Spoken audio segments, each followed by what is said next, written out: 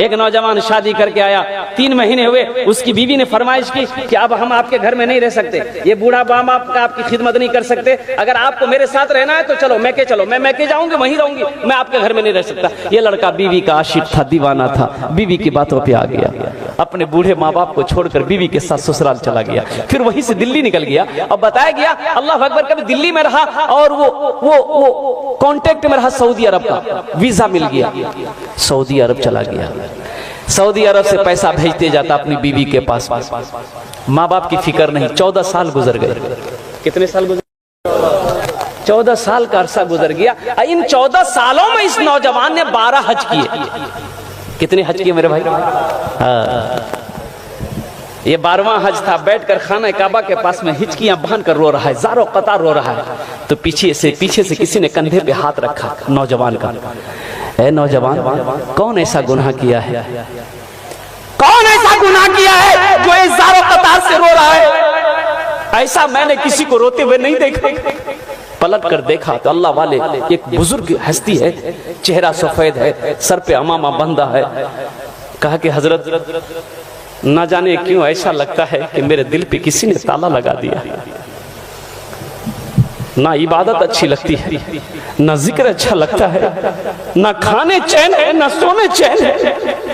हजरत ये मेरा 12वां हज है, 12वां हज है मेरा, लेकिन ऐसा लग रहा है कि दिल में किसी ने ताला लगा दिया। तो अल्लाह वाले ने कहा कि लगता है तुमने किसी का दिल दुखाया है। हाँ, अरे सुभान अल्लाह, बोलो माशाअल्लाह, सुभान अल्लाह। लगता है तुमने किसी का दिल दुखाया है। तुम्हारी माँ है? माँ है, माँ है। बोला हाँ। बाप है? बोला हाँ। बोले कहाँ है? बोला पता नहीं।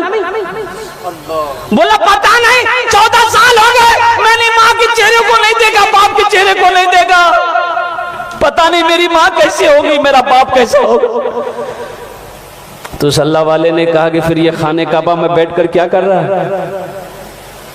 क्या कर रहा है? उठ जा भाग, अपनी माँ रूठे हुए माँ बाप से माफी मांग ले। अगर उन्होंने माफ कर दिया तो अल्लाह तेरे दिल के ताले को खोल देगा। सुभान अल्लाह, सुभान अल्लाह। खाने काबा में बैठकर क्या कर रहा है? जा, खाने काबा में बैठकर क्या कर रहा है? जा।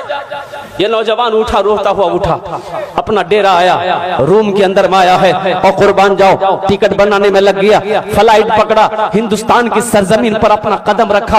अल्लाह अकबर कबीरा। और गाड़ी ली, एयरपोर्ट से गाड़ी लिया, सीधे अपने गांव के लिए रवाना हुआ।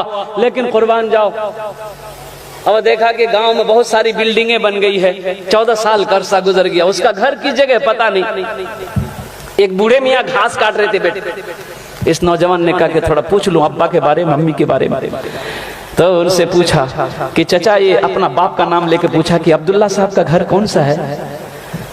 तो बूढ़े मियाँ ने नीचे से ऊपर तक देखा उस नौजवान को, कहा कि कौन अब्दुल्ला मियाँ? वो बेचारे तब इस दुनिया में नहीं रहे।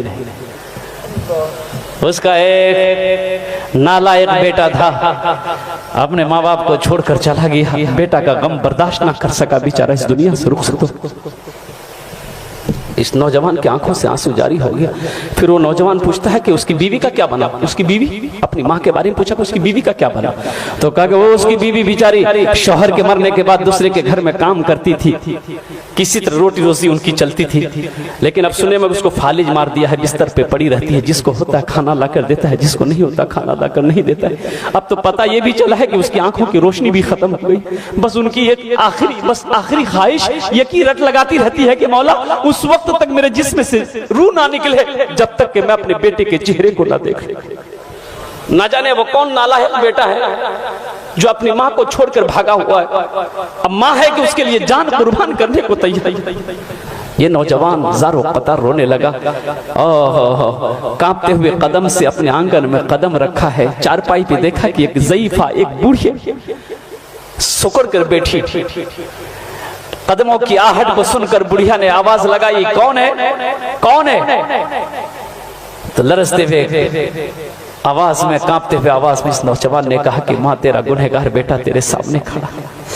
माँ कहती है कि बेटा मेरे करीब आ जाओ, मेरे जिस्म में रूह इसलिए अटकी हुई थी, मेरे करीब आ जा मेरा लाल, मेरी आंखों में रोशनी तो नहीं चाहिए जो तेरे चेहरे को देख सकूं। अपना चेहरा मेरे करीब कर दे ताकि हाथ फेर वो चेहरे पे, ताकि मेरे कलेजे को ठंडक मिल जाए। हाँ, पीते पीते दूध कभी चल में जब छुप जाते थे, पीते पीते दूध कभी चल में जब छुप जाते थे, खुद ठंडक में माँ सोती गोदी में हम सो जाते थे। सुभान अल्लाह, सुभान अल्लाह। जाते थे। उस पल को याद करो ना मेरे बच्चों, जब हम छोटे थे, जब हम छोटे थे माँ की गोद में थे। ये हमारी माँ बैठी, बहनें बैठी। आज इनसे पूछो कुर्बान जाओ, बच्चे पखाना कर देता गोद में, माँ को नफरत